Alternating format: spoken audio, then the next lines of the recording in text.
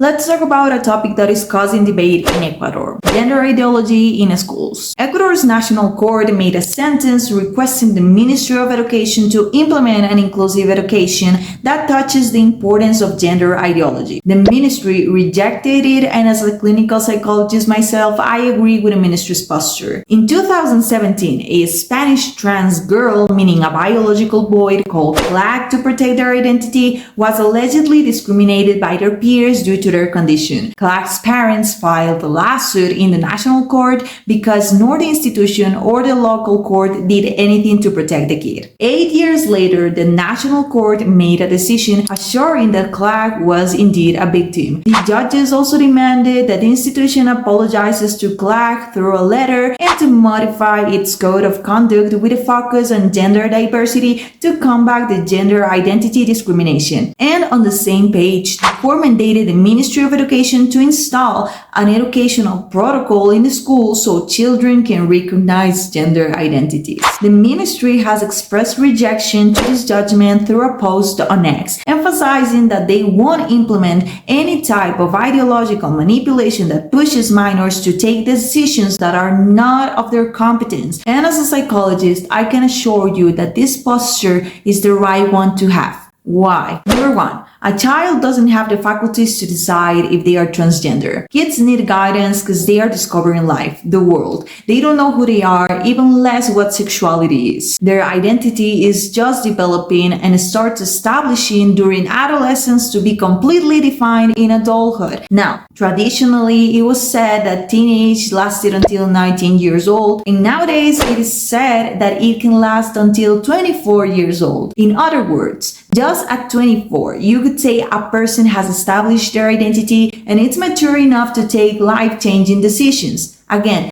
at age 24. If an 18-year-old is not 100% sure of who they are, even less a scholar-age kid. Number two, you could argue gender dysphoria, aka GD, exists, but this disorder has a very weak criteria. Every other disorder except for this one has a difference on their symptoms and duration between kids and adults. GD is the only pathology that suggests that its symptoms should last the same time for both groups. Why? Because these manuals are written by organizations that are financed by people, groups, and politicians that have individual interests, that stop giving money to the authors of these medical guides if they don't give up to their ideologies. And that's why we see that, for example, the UN, the World Health Organization, among others, are very aligned with woke stuff. This means that they promote subjective things for their own economic priorities. Number three, gender dysphoria, in which an individual feels that they are trapped in the grown body, could appear due to other mental disorders, meaning that it can be a symptom of other pathologies as depression, PTSD, autism. A transition is not the solution. If anything, it could exacerbate symptoms. For that, the ideal thing is to receive an extensive treatment that treats the main disorder so the comorbidities as dysphoria simultaneously reduce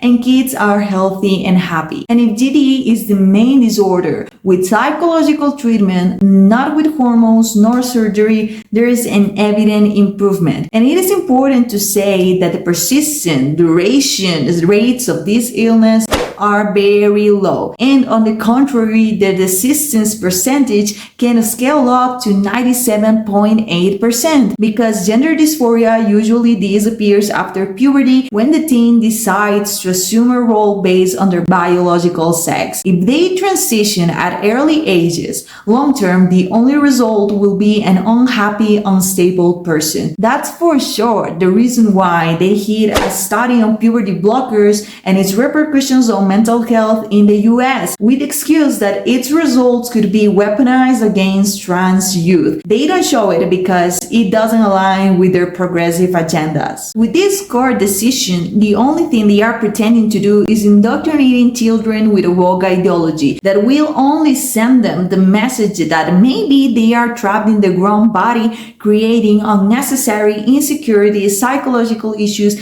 isolation, and for what? So socialist, communist leaders can portray themselves as the saviors of these minorities by defending them and telling them that if they support them, they will fight for their rights, when in reality, these political figures don't care about the rest of the people. They are simply giving politically correct speeches to manipulate people. With all of that, they aim to brainwash citizens to ingrain a progressive ideology that encourages hate, bitterness, division, that spreads mental illnesses, and to treat people as puppets later to reach their goals. And if they start doing it from childhood, it is easier to indoctrinate the little ones. That's why they so much want to implement these protocols at schools, when in reality those are mental disorders masked as inclusion. And that is why the position of the head of the Ministry of Education, Alegría Crespo, is more than ideal. It's not about religion or campaign tactic as some media outlets want to portray. It's about defending our children and look after their well-being, because they are not political tools. They are human beings that deserve to grow healthily without any type of indoctrination that distorts their perspective on the world. They need guidance to get an ID, they cannot vote, they cannot have a bank account, they cannot do many things by themselves for obvious reasons. Don't mess with them and let kids be kids.